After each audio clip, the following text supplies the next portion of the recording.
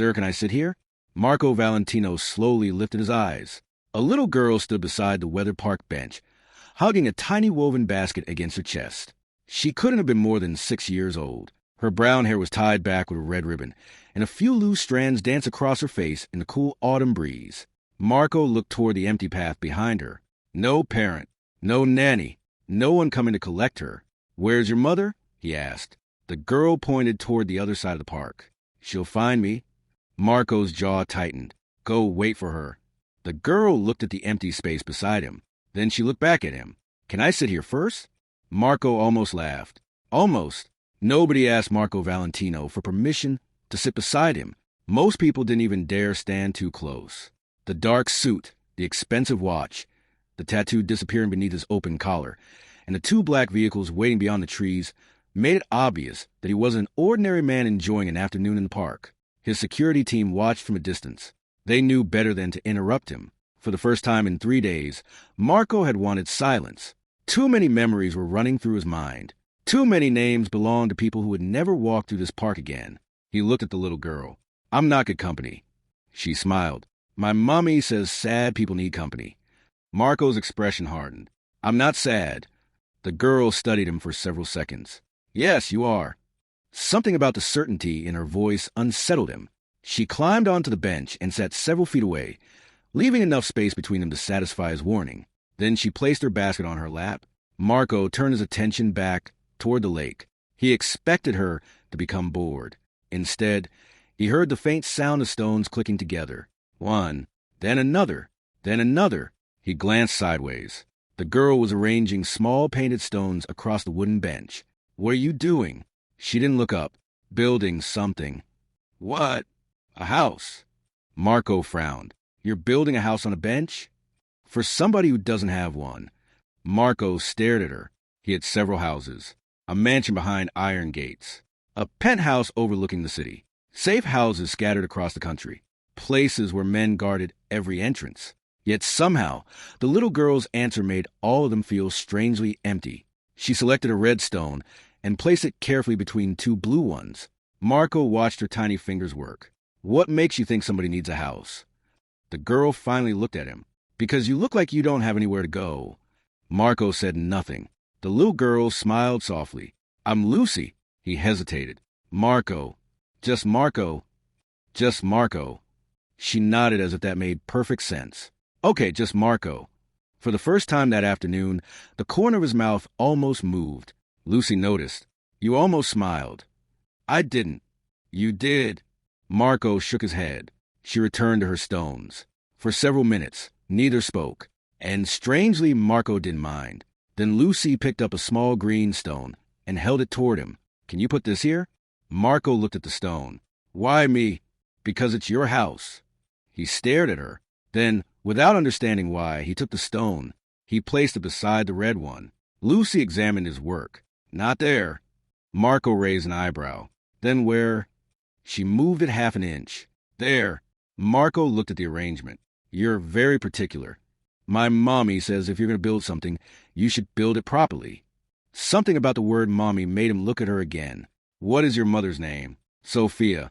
Marco's fingers stopped moving. Sophia what? Lucy looked puzzled by the sudden change in his voice. Sophia James. The park seemed to go silent. Marco's eyes remained fixed on the little girl. James. That name had been buried in a part of his memory. He hadn't allowed himself to visit for years. 7 years ago, there had been a woman named Sophia. A woman who had disappeared from his life without explanation. A woman Marco had once loved before power, fear, and his own choices turned everything between them into something impossible. He had searched. He had been angry. Then he had convinced himself that she was simply another person who had chosen to leave him. But now a little girl was sitting beside him, casually speaking that name as though it meant nothing. Marco looked at Lucy more carefully. Her eyes. He hadn't noticed them before. Pale blue-gray. There was something familiar about them. Something that made an old memory stir inside him. Where is your father? He asked. Lucy lowered her gaze. I don't know. Marco felt something tighten in his chest.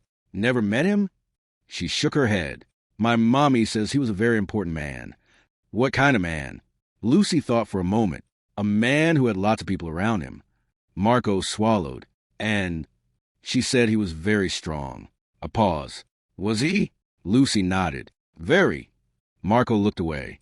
The lake shimmered beneath the fading sunlight. He didn't know why, but suddenly he wanted to hear every word this child had ever been told about her father.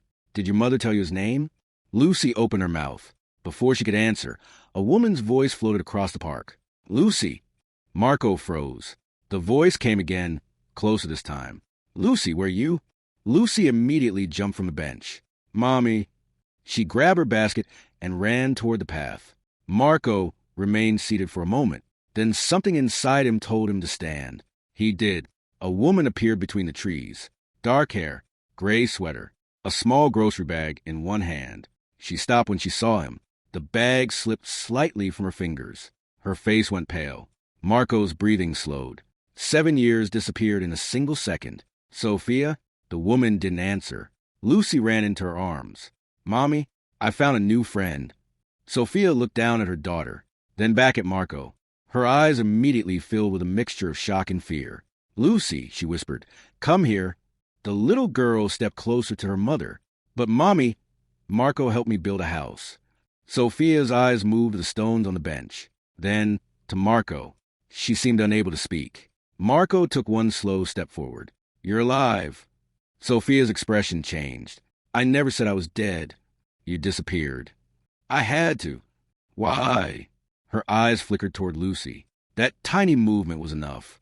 Marco followed her gaze. Then he looked back at the little girl. His heart began beating harder. Sophia noticed. Marco, she said quietly, you need to leave? He stared at her. Why? Because some things are better left in the past. Lucy looked between them, confused. But, Mommy, Sophia gently took her hand. We're going home. Lucy picked up her basket. Then she looked back at Marco. Can I come back tomorrow? Marco couldn't answer. Sophia pulled her daughter toward the path. They had taken only a few steps when Lucy suddenly turned around. Marco. He looked at her. She held up the little red stone. You forgot this. Marco walked toward her. Lucy placed it in his palm. He stared down at the tiny stone. Keep it, she said. Why? Because every house needs something red.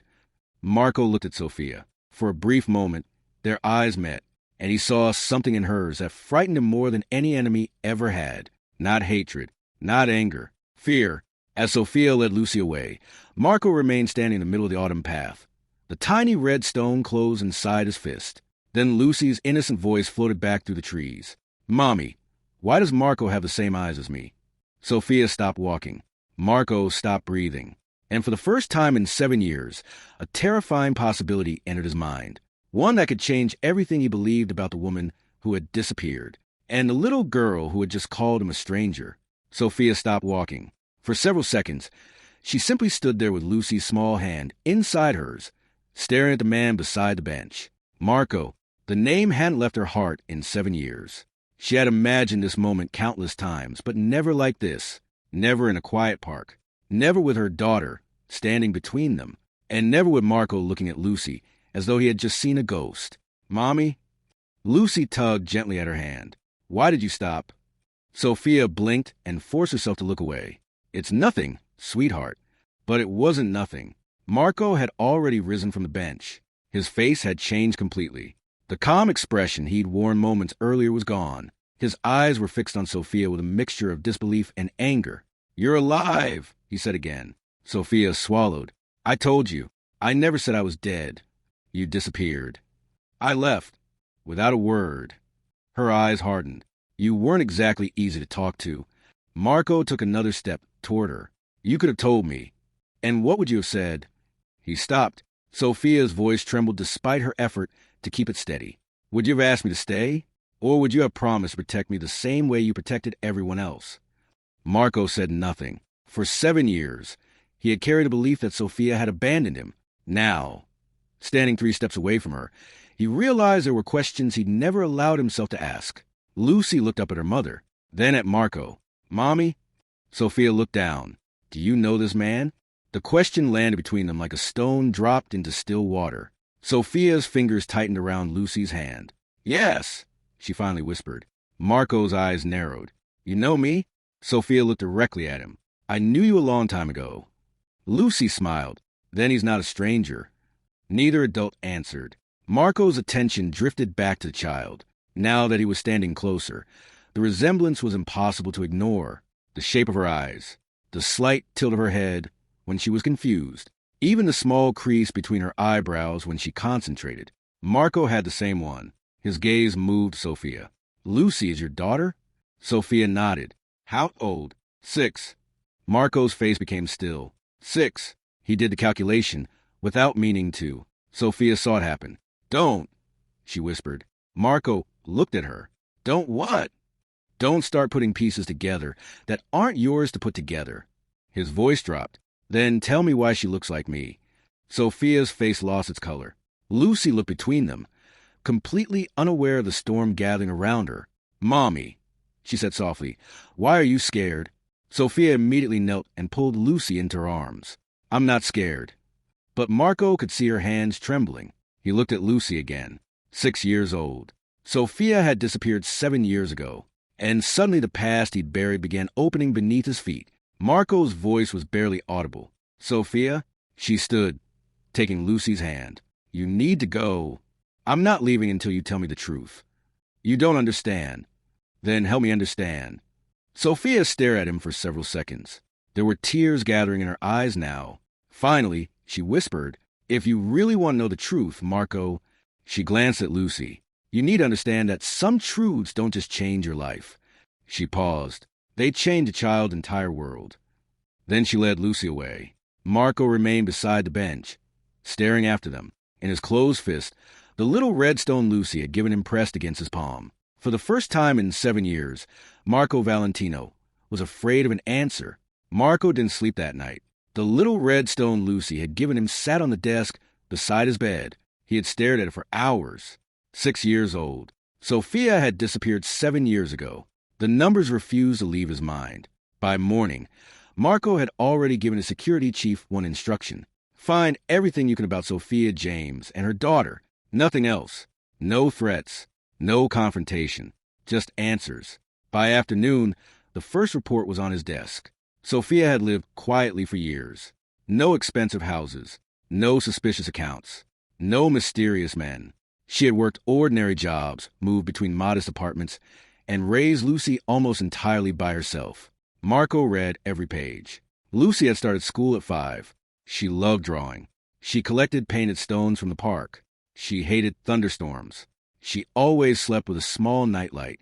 And according to one teacher, whenever Lucy was worried, she tilted her head slightly to the left and pressed her lips together. Marco stopped reading. He did the exact same thing. He leaned back slowly. It couldn't be coincidence.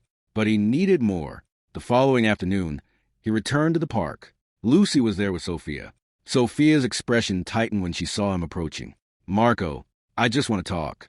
You've already talked enough. His eyes moved toward Lucy. She was sitting on the grass, arranging stones into little patterns. Can I talk to her? Sophia hesitated. Then she nodded.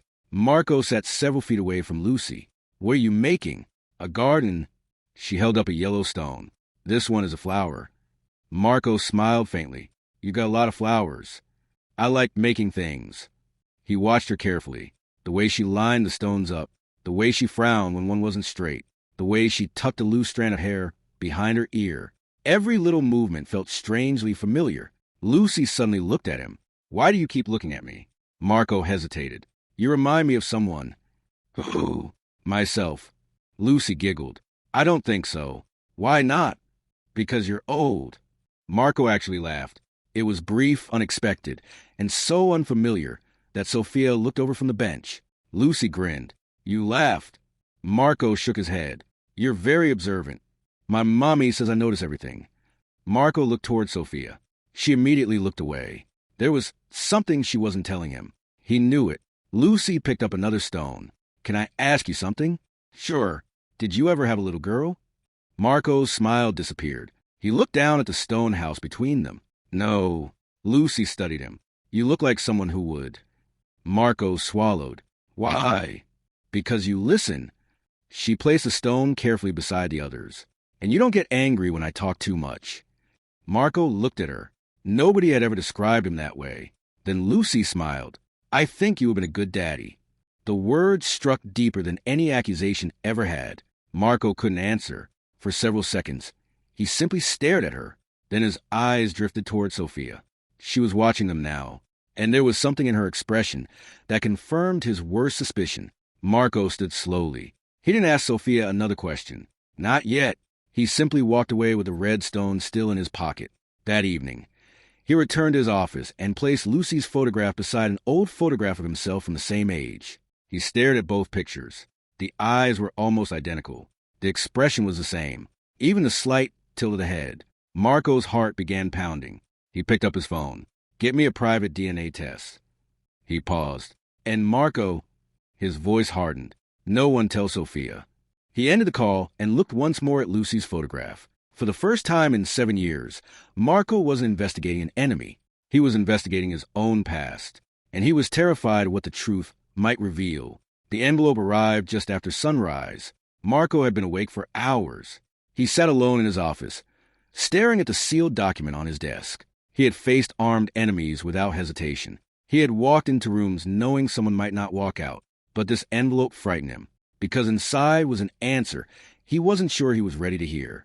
He finally opened it. His eyes moved across the page, then stopped. Probability of paternity, 99.99%. Marco didn't breathe. He read the line again. Then again. Lucy was his daughter. His hand slowly lowered the paper. For several seconds, the most feared man in the city simply sat there, staring at nothing. Then the memories came. A birthday cake he had never seen. A tiny hand reaching for a candle. A first day of school where another man might have held her hand. A lost tooth. A fever he hadn't known about. A nightmare he hadn't been there to comfort. 6 years of ordinary moments. 6 years of Lucy growing up without knowing her father was alive. Marco closed his eyes.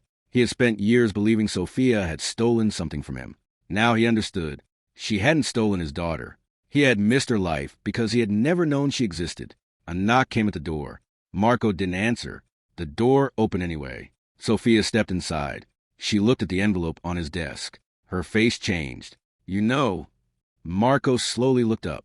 "You knew?" Sophia's eyes filled with tears. "Yes." "Why didn't you tell me?" "Because I was afraid.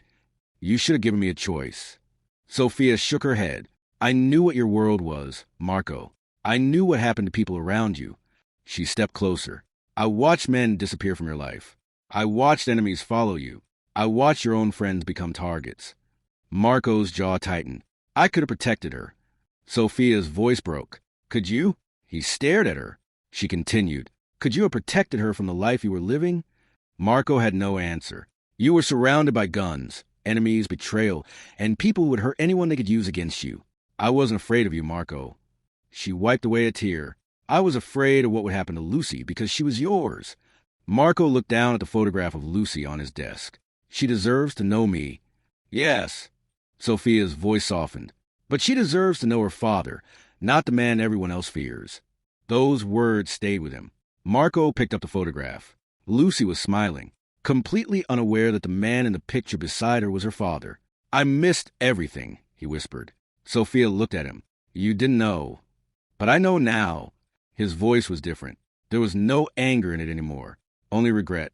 Marco stood and walked a window. For years, he had measured his life by territory, money, loyalty, and power. Now none of it mattered. He thought about Lucy's little stone house. The red stone still sat in his pocket. He closed his fingers around it. "I can't give her those 6 years back," he said. "No, but I can make sure I don't lose another day."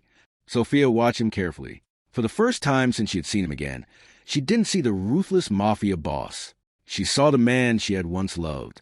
And Marco finally understood the truth that hurt more than the DNA result itself. Lucy hadn't been taken from him. He had simply arrived 6 years too late.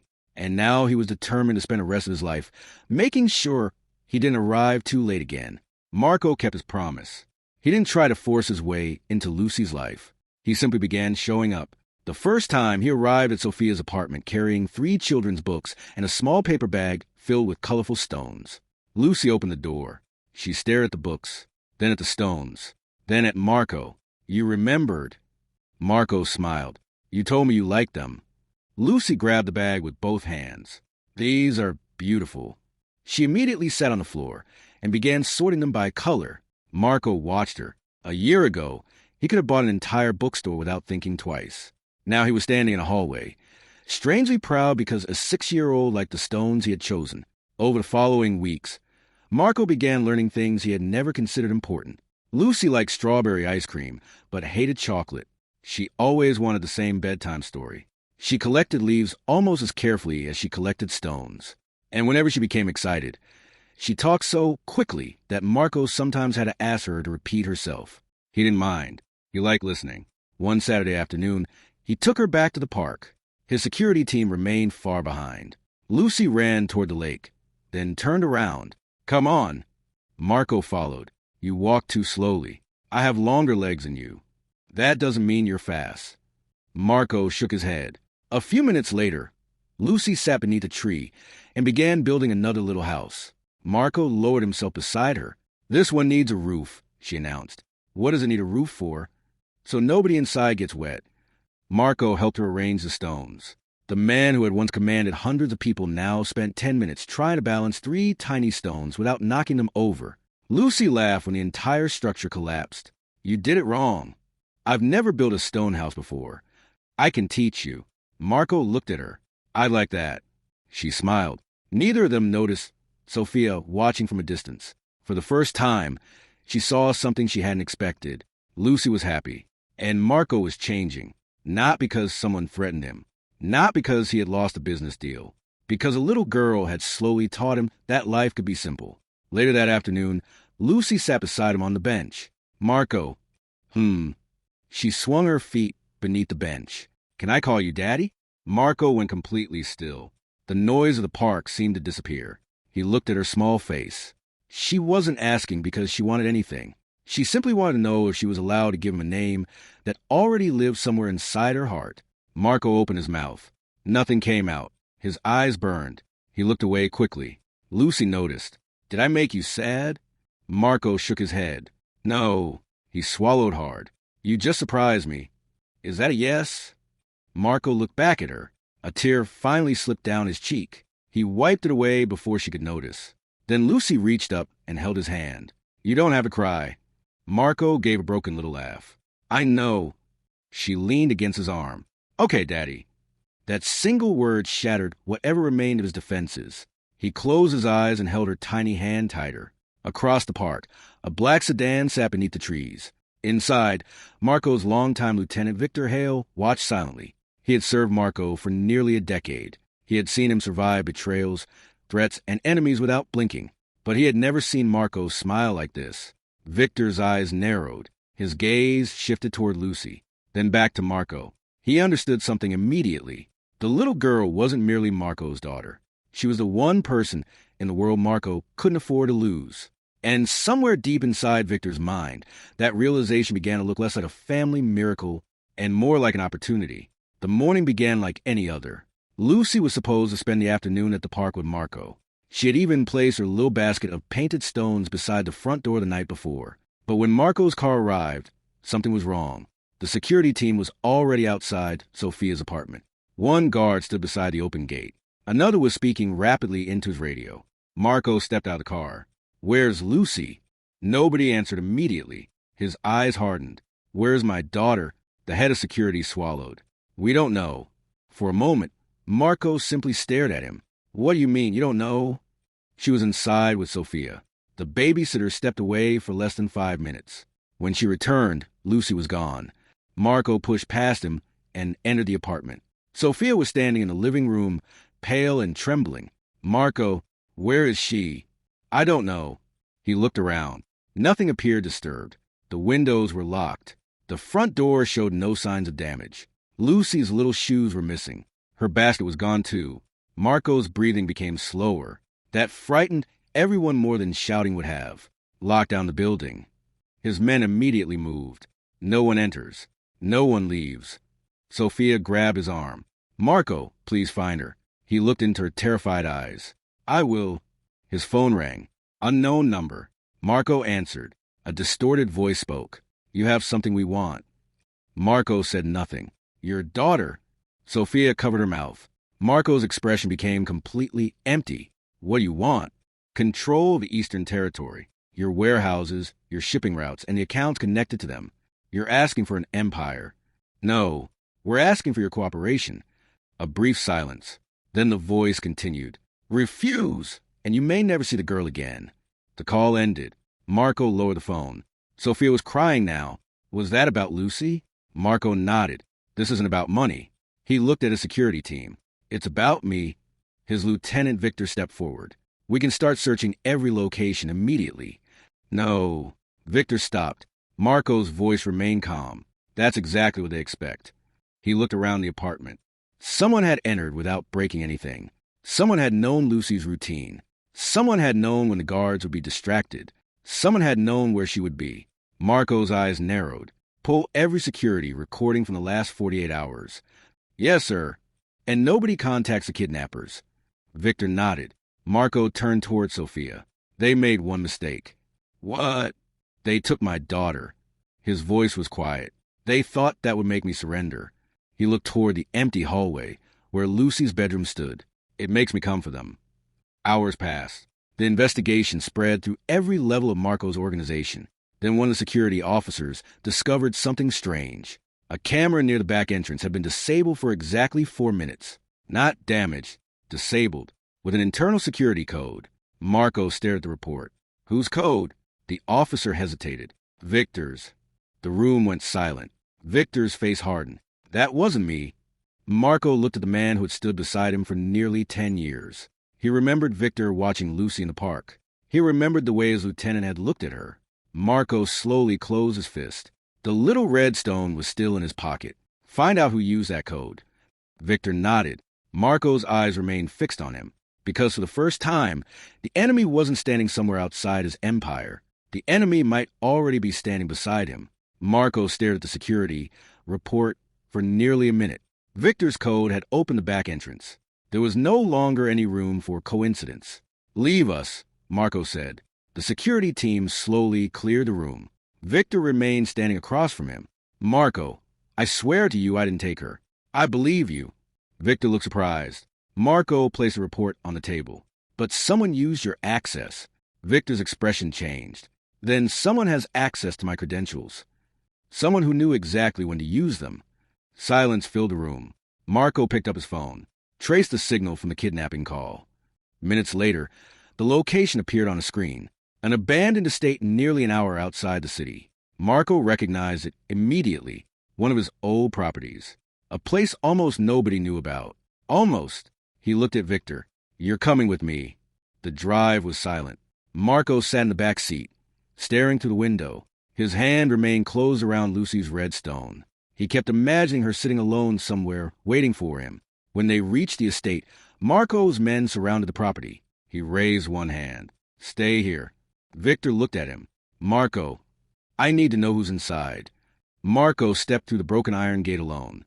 The old house stood in darkness. He moved quietly through the entrance, every sense alert. Then he heard something. A child's voice. Daddy. Marco stopped. His heart slammed against his chest. Lucy. He followed the voice down a hallway. A door stood slightly open. Marco pushed it wider. Lucy was sitting safely on a chair inside.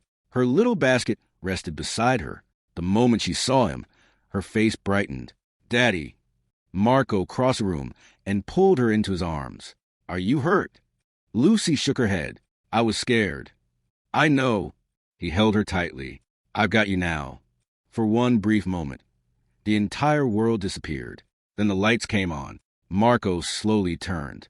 A man stood in the doorway. Victor. But there was something different in his face. No fear. No loyalty. Only cold satisfaction. Marco's eyes narrowed. You. Victor closed the door behind him. I knew you'd come. Marco stood between Victor and Lucy. You betrayed me.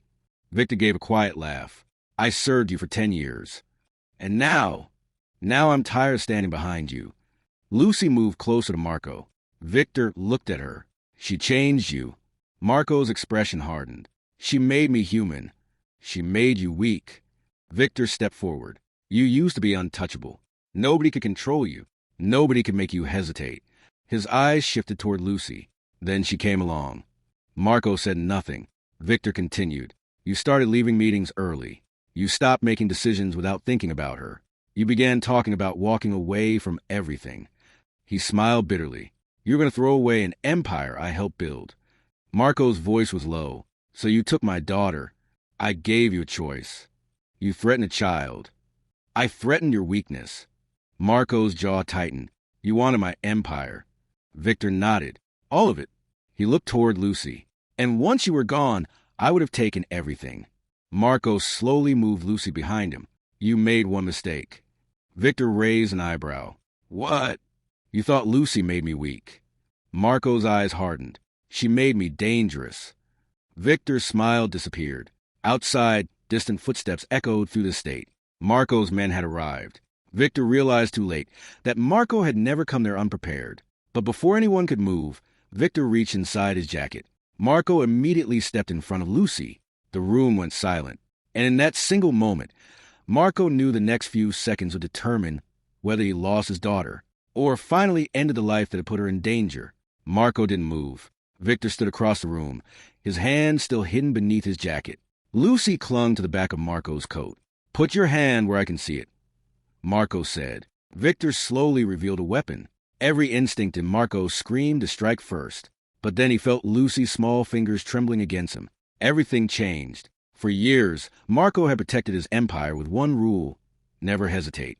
Tonight, he hesitated. Not because he was afraid, because Lucy was watching. Victor noticed a change and smiled. See? This is what I mean. She has made you soft. Marco looked at him.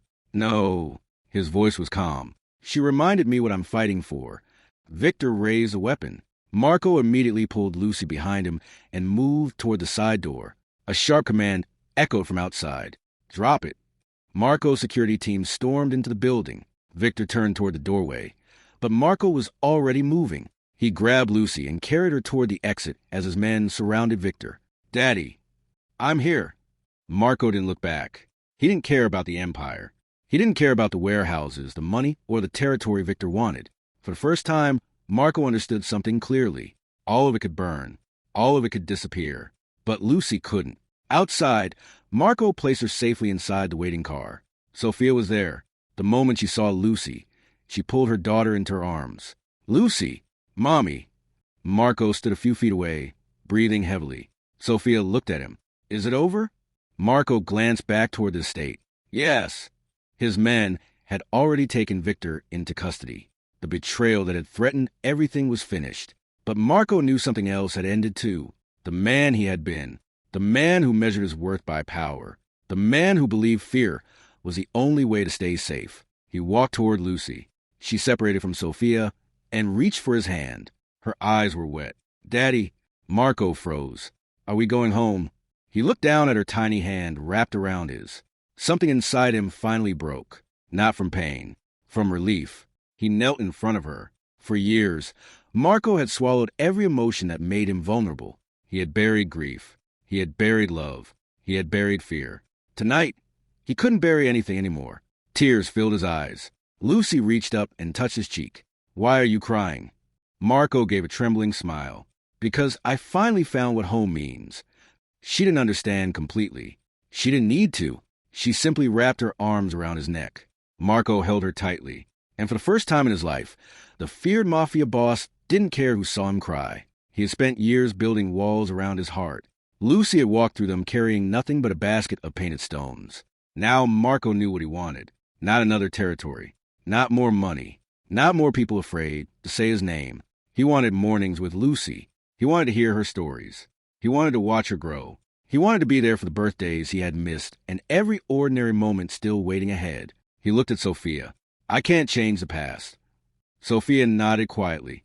But I can change what comes next. Marco took Lucy's hand. Let's go home. Lucy smiled, and as they walked toward the car together, Marco realized that for the first time in his life, he wasn't walking away from an empire. He was walking toward his family. Sophia held Lucy tightly that night. For several minutes, neither mother nor daughter spoke. Lucy simply rested her head against Sophia's shoulder, while Marco stood nearby, watching them. He had imagined this moment differently. He had imagined anger, questions, maybe even resentment. Instead, he felt only gratitude that Lucy was safe. Sophia finally looked at him. You saved her. Marco shook his head. She saved me. Sophia's eyes softened. Marco looked at Lucy. I don't want her growing up knowing me as a mafia boss. Sophia remained silent. I don't want her learning that fear is power, he continued. I don't want her surrounded by people who carry my enemies' names. And I don't want her believing that hurting people is the only way to survive. Sophia studied him carefully. What are you going to do? Marco took a slow breath. End it. The next morning, Marco began dismantling the empire he had spent years building. He didn't hand it to another man. He didn't create a new successor. He closed operations. He sold legitimate businesses. He separated himself from the people who had depended on his criminal network. Some men protested. Others threatened to leave. Marco listened to all of them, but his decision was final. The empire had once been everything to him. Now it was simply something he had to leave behind before it became Lucy's inheritance. Weeks passed. Marco's life became strangely ordinary. No endless meetings. No constant calls. No men waiting outside every door. No fear following him wherever he went. One quiet afternoon, he returned to the park with Sophia and Lucy. Lucy ran ahead. Daddy, come look. Marco followed her toward the old bench. There, beneath the tree, was a little stone house they had built weeks ago. Some stones had fallen. Others were covered with leaves. But the tiny structure was still there. Marco crouched beside Lucy. You kept it. I told you I would. Lucy opened her basket. There was one stone left. It was larger than the others, painted white. She carefully placed it on top of the little house. Marco watched her. What does this one mean? Lucy smiled. Home. Marco looked at the stone, then at Lucy, then at Sophia standing a few steps away. For years, he had believed home was a mansion behind iron gates. He had believed family meant people loyal enough to obey him. He had believed safety came from having enough power to make everyone afraid. He finally understood how wrong he had been. Home wasn't a building. It wasn't an empire. It wasn't something he could buy or defend with fear. Home was Lucy's hand in his. Sophia's quiet smile. A child's laughter beside a lake. The ordinary moments he once would have considered meaningless. Marco reached for Lucy's hand. She squeezed his fingers. Are you happy, Daddy? Marco looked down at her. For once, he didn't need to hide his emotions. Yes. He glanced at Sophia. More than I've ever been. Sophia smiled. Lucy pulled him toward the path. Come on. I want ice cream. Marco laughed. Again? Yes. You promised. I did, didn't I? They walked away from the bench together. Marco looked back one final time at the little stone house. A tiny structure built by a little girl who had once asked a lonely stranger if she could sit beside him. She hadn't known it then, but that simple question had changed everything. The empire was gone. The fear was gone. The loneliness was gone.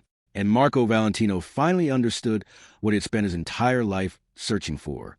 No throne, no army, no empire, just a father finally coming home.